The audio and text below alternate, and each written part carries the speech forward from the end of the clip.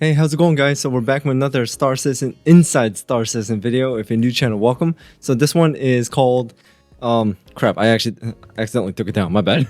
Inside Star Citizen Intro to Jump Points. Now this one, 3 people have been requesting me to do this one, and to be honest, I already had this video saved for a day where I had a little bit more time, because this one is 20 minutes while the other videos were somewhere around 10. So that's why I was just saving it, because today is Friday and now I have a little bit more time for recording, and we're just gonna see what happens. So that's just a quick intro. So without anything else, let's just jump right into the video. A jump point connects 2 points, disparate spaces in the physical space. So basically you go through an opening on one side, you travel through a tunnel, and then you pop. I thought maybe captions will be helpful, but it's the automated one, or the auto-generated, and it's not going to be really helpful. About somewhere else in space. Jump points are naturally occurring. The first discovery of a jump point was actually by accident.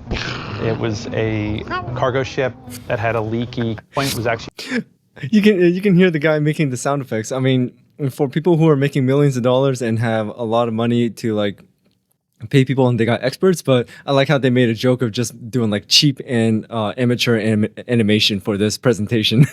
By accident. It was a cargo ship that's funny. that had a leaky quantum drive, basically triggered the first opening of the jump point.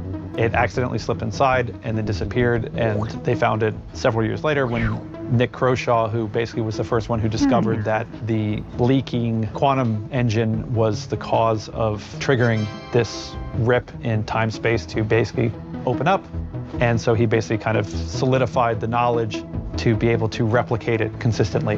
There's been a lot of information shared over the years. A lot of it has changed as we've learned and had new ideas. So here's a primer on the first jump point we're building today. By some of the people that are currently building it. And what you see and hear is super work in progress. So welcome to Inside Star Citizen Intro to Jump Points.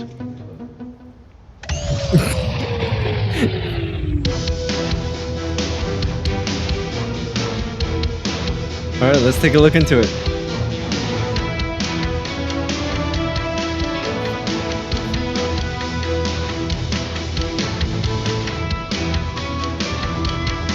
Intro to Jump Points.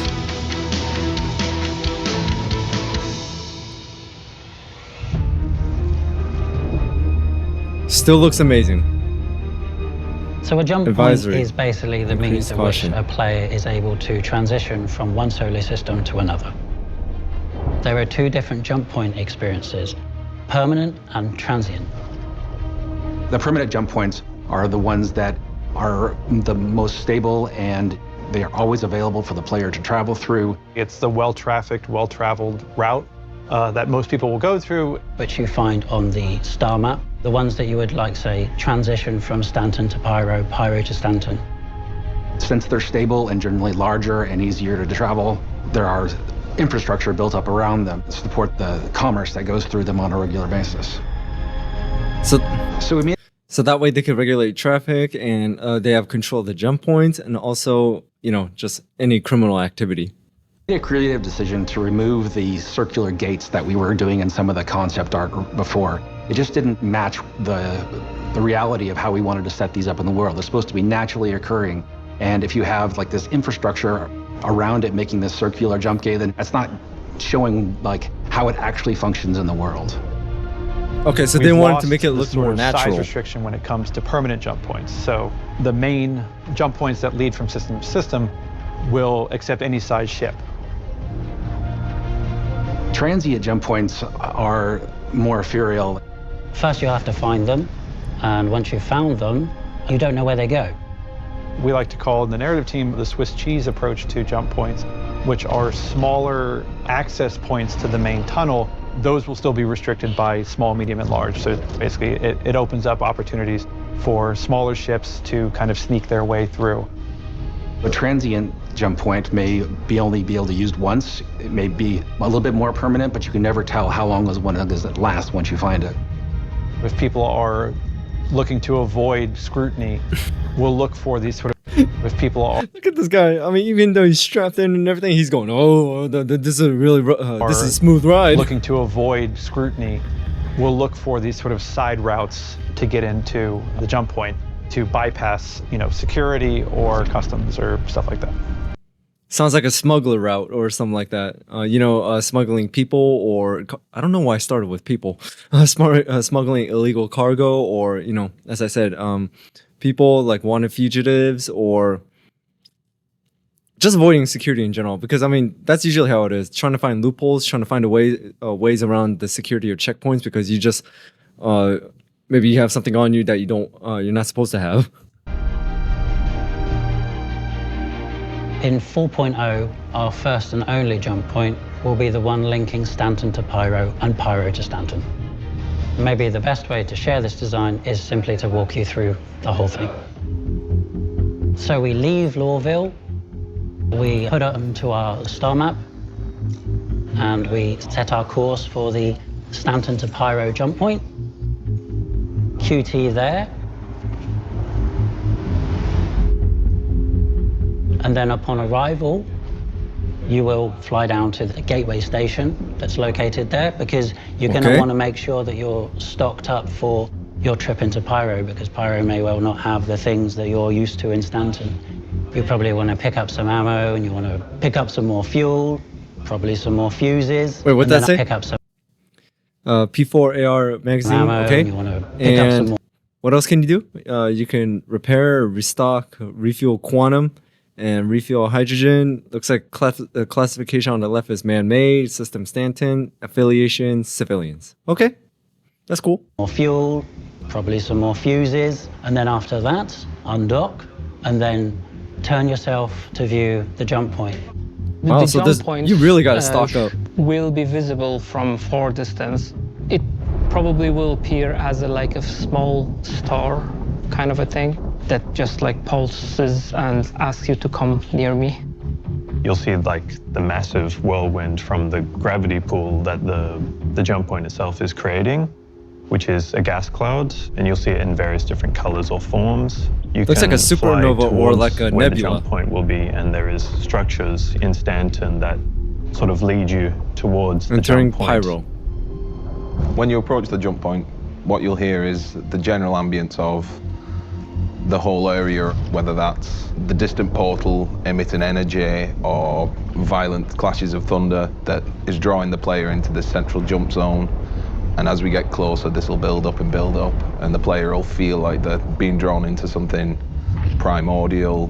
With jump points, multiple players can take them at the same time, so it is probably likely that you will encounter other players waiting to make their jumps. And you'll also see the security and the turret infrastructure around it that's providing a safe experience on the permanent jump gates. In order to perform your jump, the first thing you need to do is get closer to the jump point. Man, look at all those lights and streaks. Go all the way up to it. When it's not active yet, it has a field around it that will push you away until you've attuned to the anomaly that allows you to go through. You have to call ATC. The anomaly needs ATC to be able to allow you to enter. When you're using a jump point, you're actually just an individual. So the ATC calls that you have to make are for you, and then the groups that you go in are designated by the ATC. If you contact ATC at the same time, you can be put into the queue together, but there's no guarantee that you'll be in the same jump group. If you want to jump with your friends... One moment, guys.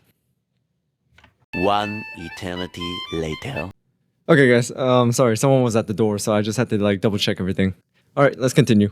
You need to make sure that you arrive together, and when you call ATC, you will be able to see how much space is in the group.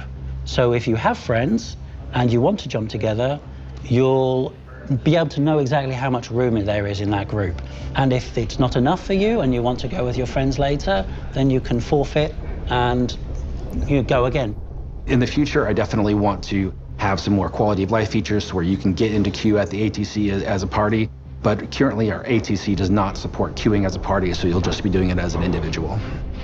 Once you are within range of it, you need to be changing over to nav mode. Your UI will automatically change to the jump drive UI. which will allow you to know if you're aligned, if you're tuned, if you can go in, if it's blocked. You have a visual input of the UI, the HUD is moving, is turning until you have a message notification that tells you, all right, you're aligned.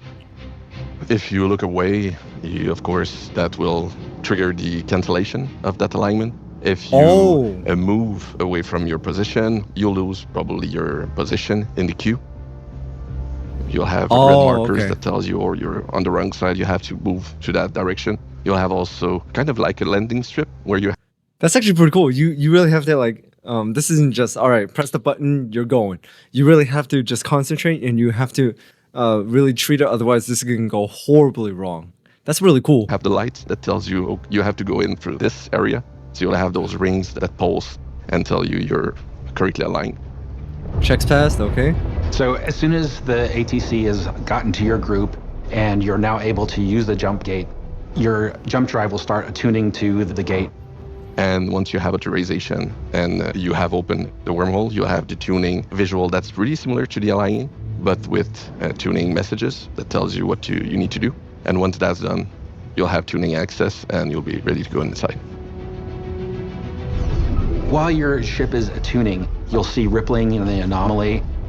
And as soon as you are attuned, then you can fire a burst of quantum energy into the portal that will rip it open, and you'll have a gate in space that allows you to see the tunnel beyond and travel to your new star system. When it opens, you'll hear the space around the jump point being ripped apart and everything being drawn into it. A really guttural, swirling sound of all the space around the jump point being dragged into this one singularity.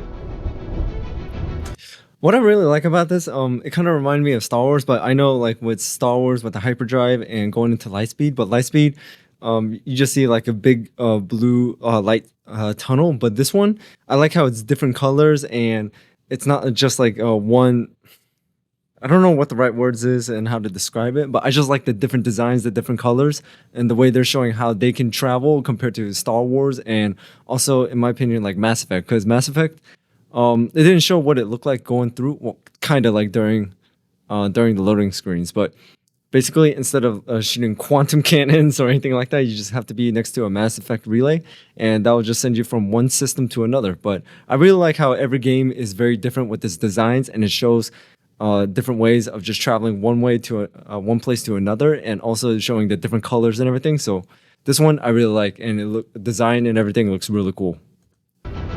During this drawing process, the ships are drawn in automatically. You don't have to control anything. You don't have to do anything. There is, in fact, nothing you can do that would stop you being drawn in. So the plan right now is if there's any obstructions in front of you when you're trying to attune to the gate, that'll break your attunement. So if somebody gets in your way while you're trying to attune, your attunement will pause until that obstruction has gone away. However, if anybody gets too close to the jump gate and they're not attuned, then they're going to get pushed away, which should clear the area for anybody who's trying to get through. Oh, okay. So for the people who want to... Bro, if I'm trying to jump into that jump point and someone gets right in front of me, I'm lighting them up. No freaking way. Trying to block me and trying to delay me to get to where I am? Hell no. Block a jump point. We are actually considering our options as to how to prevent that from happening.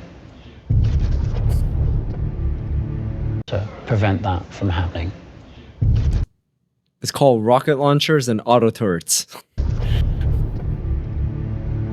When you cross the threshold, you'll hear an instantaneous whip of the ship being pulled in and the changing of atmosphere between deep space and this singularity that you're being dragged into.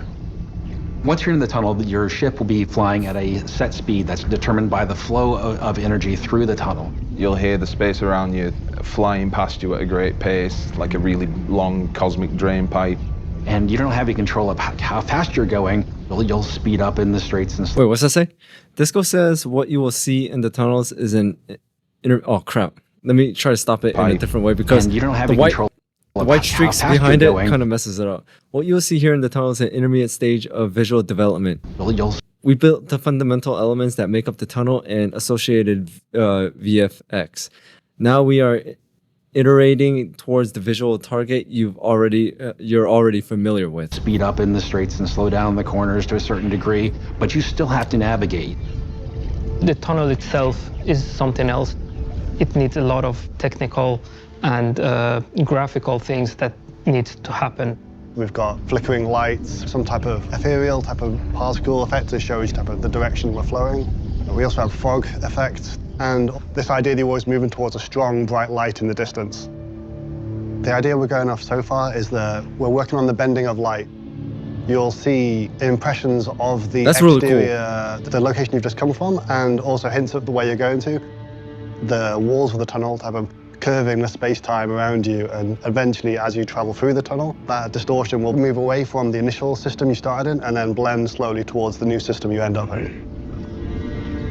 We can kind of do anything we want because it's an enclosed space, so we're doing things like on the rendering side, we're taking the sunlight, which we don't normally need when you're in an enclosed space, and we're reusing the sunlight, all the tech that goes behind that with high-res shadow maps and these type of things and directional occlusion, and then reusing that and using that to create a flickering, pulsating effect in the tunnel. And we can take a lot of shortcuts and do a lot of cool things that aren't really possible in the rest of the game because we have this totally enclosed and bespoke play space.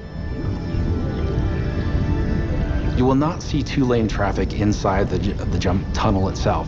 In the jump tunnel, you'll see the ships ahead of you, and if you look behind, you'll be able to see ships that are in range behind you, but you won't see traffic going the other direction. Why do you hate fun? Why do you hate fun? It's not that I hate fun, it's that I want everybody to have a good experience in this tunnel, and if there's other ships that you can collide with, we want to avoid that kind of situation. Oh, okay. The player's ships... So, because it's up to them that there's only a one-way traffic, but if it wasn't up to them and there was two-way traffic, man, this would have gone completely wrong. When they're traveling in the tunnel, are going to be in a line. So it's going to be, the term that we use internally is ducks in a row. So one ship behind another ship behind another ship. There'll be some obstructions in some of the tunnels, which you have to dodge around. But for the most part, it's a matter of turning and navigating the design the tunnel looks and really not cool. hitting the sides. Because the closer you are to the edge of the tunnel, the more likely you are to fail your jump. The edges of those tunnels and those obstructions cause distortion damage to your ship. There's a pool on your jump drive, and if this pool fills with distortion, then your jump drive will shut down. If your jump drive does shut down, then you're going to fail that jump. You get booted out of the tunnel, and there's a number of places in the system where you could end up based on like how long you've been in the tunnel. You could end up back in Stanton, or you could be in Pyro, but you're not going to be at where you wanted to be. You're going to be at the edge of the system somewhere and have to find your way back. Dang. Currently, you really the got to stay in jumps that. We are toying with are about 3 minutes, but this is still open to iteration based on how many ships we want to have in that tunnel, how close they are, and the trip needs to be long enough in order to cover the transition from your origin system to your destination system. Look at all the debris and everything. That looks when really cool. you are arriving. I know I keep on saying that looks really cool many times, but hey, I'm just being honest. I'm just like saying my thoughts. That's it. Via a jump point, you will realize that you aren't actually coming through the same entryway that you would have been passing through to go to the next system. Players will not be able to necessarily camp that point just for you to exit it. The intention is that there will be multiple locations where you will exit to, and so this will... Not to be inconsiderate or, disrespectful or rude, but what's that on his forehead? Like this bump right here. I mean, I'm not trying to say like, man, dude, ooh, what is that or anything like that. I'm just curious as to like what that is. But you guys don't have to say it in the comments. Don't worry. I was just like pretty much saying a rhetorical question. Mitigate that threat. It's kind of a shotgun approach coming out of the jump gate because we don't want everybody to be slamming right into each other. We want to be able to spread the ships out that are coming through and get your own view of your new setting and where you're at. So when you come out of the pyro side of the jump gate, should come out into completely different space than on the Stanton side. So it's sort Bro, this is like a literally whole 180 setting compared to where you were before. Because where you were before, it was just quiet and calm, pretty much. But this is like they just went into like a sandstorm mixed with thunder and lightning. of like a cave of gas. There's also some structures that lead you directly towards the station. You can do anything you like there. It's just a normal R&R station that is just nice and safe before you go out into Pyro itself, which is more dangerous, of course. Considering the fact that it's not UEE territory, it kind of sounds a little bit more lawless. Like since you have more freedom to do what you want, that means there's going to be some very sketchy characters there possibly, and with less rules, things can happen. We've already shown on the tech preview that you can enter a jump gate and come out the other side, and we've got the ability to transfer servers. We've got that working even better than we ever thought we could at the beginning. We want to make the experience of going through the tunnel as seamless as possible. We don't want it to be super hard, but we want it to be engaging. We're going to save the challenging experience, the super hard acrobatics for the transient gates when we get to them. We're dialing in the numbers about how many people jump at the same time, distance between ships, precisely the speed at which ships move down the tunnel, things like that. There's a lot of variables involved in balancing it, and there will be far more testing in the tech preview channel for jump points, so you can look forward to helping us figure out there. Yeah, it's really exciting to be to this point where we're able to deliver this new system of transferring yourself from one star system to another, being able to visit an entirely new star system, and having that experience of going from Stanton to Pyro. It's going to be exciting. Thanks for watching. That's really cool. We're all really looking forward to being able to make these jumps and just a normal part of our gaming. We still got 7 minutes left. Oh life. well. There you go. Which is fun, because jumping is fun. So what did we learn this week? Well, hopefully a whole heck of a lot about the first jump point that's currently in development and scheduled to make its way into Star Citizen Alpha 4.0 in just the next few months.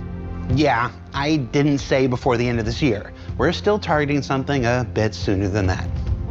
And that's all I'm going to say. And while jump points are a major milestone for the development of this game, before we let you go this week, I'd like to talk to you about a different kind of milestone unique to the program that you're watching now. ISC began in April of 2019, and since then, we've managed to tell a variety of different stories about more aspects of game development than you're probably likely to find anywhere else. That's 200 episodes so far, including the one that you're watching right now, with no plans to stop or slow down in the future. But this journey didn't start in 2019. That's because ISC is only the latest form of a program that's nearly as old as our project. Before then, we were proud to bring you Around the Verse, the talk show at the end of the universe. First created by Ben Lesnick and Sandy Roberts, and hosted by an entire cavalcade of CIG developers filling in here and there, with segments that sometimes spawned into their own series like Bug Smashers, Lore Maker's Guide to the Galaxy, Ship Shape, and more. That was 228 episodes filled with a whole bunch of people that may not have always known what they were doing behind and sometimes in front of the camera. That's a lot of episodes. But doing everything we could to entertain, inform, and simply showcase the folks who make these video games that we're working on. But even they built their legacy on our first weekly behind-the-scenes talk show created by Eric Peterson and Michael Moreland called Wingman's Hangar, with 2 A's. Old heads will know. 72 episodes of that set the foundation for CIG video content to come, even if some of it was just what we shouldn't do. Should I bring back hazy thoughts? No? Okay. So, 72 episodes of Wingman's Hangar, 228 episodes of Around the Verse, and 200 episodes of Inside Star Citizen. I had someone check the math on this 3 times. Someone was me, because I had to be sure. That makes this show not only the 200th episode of Inside Star Citizen, but also the 500th episode in a legacy that we're very proud to I'm just looking maintain. behind him all the things. Hopefully continue. Like, you know, that figurine on the bottom left and looks like a parrot cup, and on the top right, you can see like the watches on the top shelf and bottles of liquor everywhere. Continue to approve upon for years to come. Now, we don't have any fireworks or anything like that, and that's not really my style anyway. Instead, I wanted to pay tribute to the 680 people that have worked on or participated in or otherwise made one of these 500 episodes possible. And no, that's also too many to sing about. So instead, we spent the last 3 months going through every record and video we've made in order to ensure that we didn't miss anyone. But before we play our first 500 episodes credit roll, just let me thank the one group of people that aren't listed. No, not you. Move. Yeah, there you are, there you are. You've allowed us to tell stories of game development for 500 episodes now. And that's not even counting all the other programs over the years. You do this each and every week by responding to what we share. And as Dave Kaplan said just 2 weeks ago in this very program, that engagement and feedback is truly what keeps many of us going. And I'm certainly no exception. So thank you once again. Thank you for letting us share the people and process of game development with you. And we'll see you all here next week. And maybe the start of another 500. Thank you to the people who have shared their process across 500 episodes. Oh, so that's what this is. It's just a long line of credits. I'm sorry for skipping it, but I just want Jared.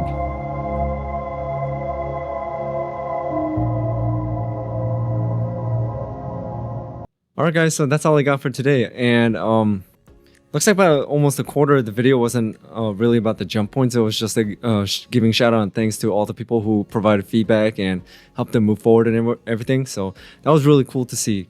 Now, what I really like about the jump points here in Star Citizen is, as they said, it looks more natural instead of like man-made. Instead of like showing machines that are projecting like the warps or anything like that, it just looks natural and you just trigger it through quantum. So that's really cool to see, and I like how they told the origin of the jump points through that like really funny beginner like animation and the and just like the man-made sound effects. But as usual, like most great things, it was discovered by accident and then just improved upon. So I really like this video, and I hope you guys enjoyed watching it and enjoyed my feedback as much as possible. And I'll be checking out more Inside Star Citizen videos as much as I can, because the next 2 weeks is going to be really difficult to do some recordings, because we're starting to like go out to the field, and I'll be out there for days and I won't be able to see your guys' reviews or anything like this. So I'm trying to do the most I can, the best I can. So I hope you guys will understand when there's a schedule gap in between. But anyways, that's all I got for today. So thank you guys for tuning in. Thank you guys for watching. I hope you guys really enjoyed the video, because I really did. And make sure to hit that notification bell. If you have more videos you guys want me to watch, please put that in the comments below. Shout out to all my members. By the way, I'm not joking guys, this is really amazing. Today I got 4 brand new members as of today, October 25th, and that is mind-blowing. Because usually I get like 1 member every 2 weeks, but I guess there's a lot of Star Citizen fans. So thank you so much for joining guys. I really do appreciate it. And also, besides that, I really like how you guys are interacting, giving me a lot of feedback, telling me some information, telling me more episodes to watch. So I really do appreciate it. Like I said, this channel is improving and still going on because of you guys. You guys are the reason why this channel is doing amazing. So I'm just watching it and doing the best I could. But like I said, you guys are the foundation of it. So thank you so much for that. So without anything else, I'll see you guys next time.